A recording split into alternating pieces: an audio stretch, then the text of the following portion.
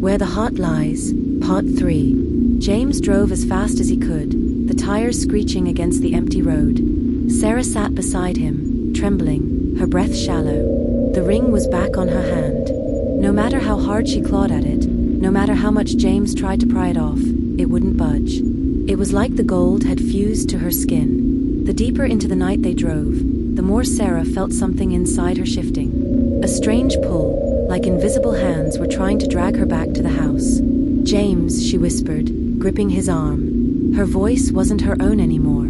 It was softer, distorted, layered with something else, something not human. He turned to her, his heart sinking when he saw her face. Her eyes were darker. The veins in her neck pulsed black beneath her skin. Sarah was changing. Then, the car jerked violently. James barely had time to react before the steering wheel ripped from his grip, twisting as if unseen hands were controlling it. The car spun out of control, tires screeching, metal grinding against pavement. It skidded off the road and crashed into a ditch, slamming both of them forward. The world blurred. When James opened his eyes, blood trickled down his forehead, and the windshield was shattered. He turned to Sarah, but she was gone. His chest tightened. He stumbled out of the wreck, calling her name. His voice echoed into the empty night.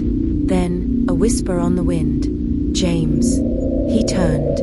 Sarah stood in the middle of the road, but it wasn't really Sarah anymore. She was floating inches above the ground, her hair billowing as if underwater. The ring on her finger glowed, pulsing with red light. The shadows around her twisted and crawled, forming the outline of a tall, skeletal figure. The ghost of the killer. He stood behind her, his decayed hands resting on her shoulders. His grin stretched unnaturally wide. "She's mine now," the ghost purred. His voice slithered through the air like smoke. "You took my bride from me once. You won't do it again." Sarah's lips parted, but the voice that came out wasn't hers. "Run, James, before I make you stay forever." James' hands clenched into fists. His mind screamed for him to run, to leave her, but his heart, his love for Sarah, wouldn't let him. "No," he growled. "You don't get to take her." The ghost chuckled darkly. "Then take her back." Sarah lunged at James. Her hands, no, her claws, raked across his chest, nearly knocking him off his feet. Her strength wasn't human anymore. She wasn't Sarah anymore. She was his. James staggered back, heart pounding. He had one chance. The ring, it was the source of the curse. If he could get it off. But how?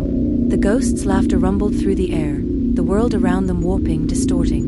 The road disappeared, swallowed by blackness. The night became endless, stretching into a void. James took a slow step forward, his eyes locked onto Sarah's. He could still see her in there, trapped beneath the surface. He had to reach her. "Sarah," he whispered, pleading. "You're stronger than this. Fight him." For a moment, just a moment, her expression faltered.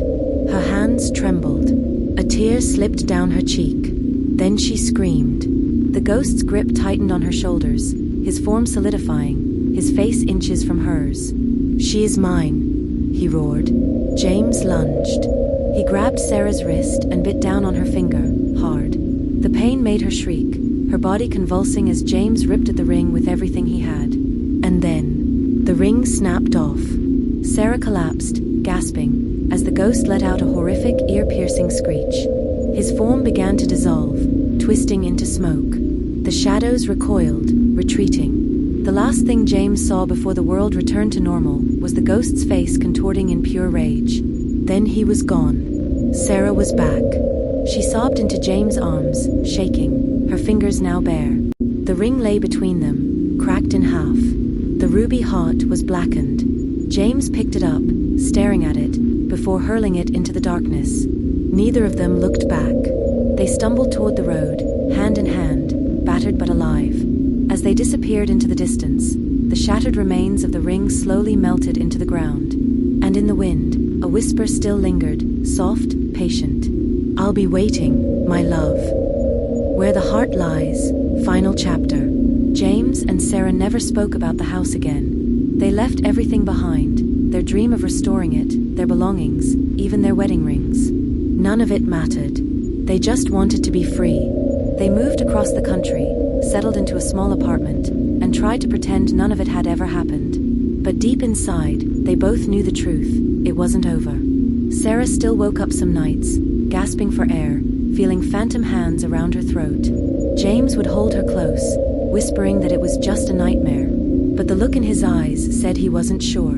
Because some nights, when he woke up before her, he would see something, a shadow standing at the foot of the bed watching. And just before it vanished, he could hear it whisper, "You took her from me, James.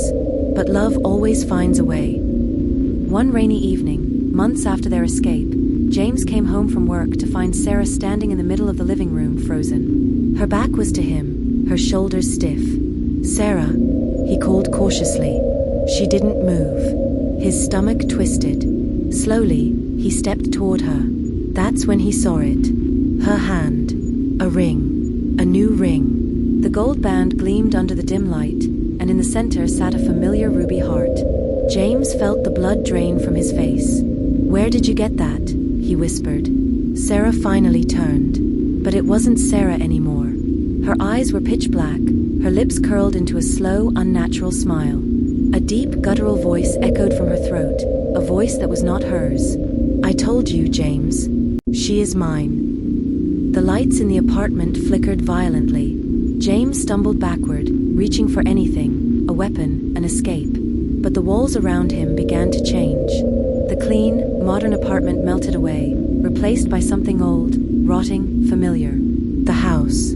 The cursed house. They had never left. It had been an illusion, a trick. A game played by something older, something hungry. And as Sarah stepped toward him, her hand stretching out, the ring glistening like fresh blood, James realized the horrible truth. They had never escaped. They never would.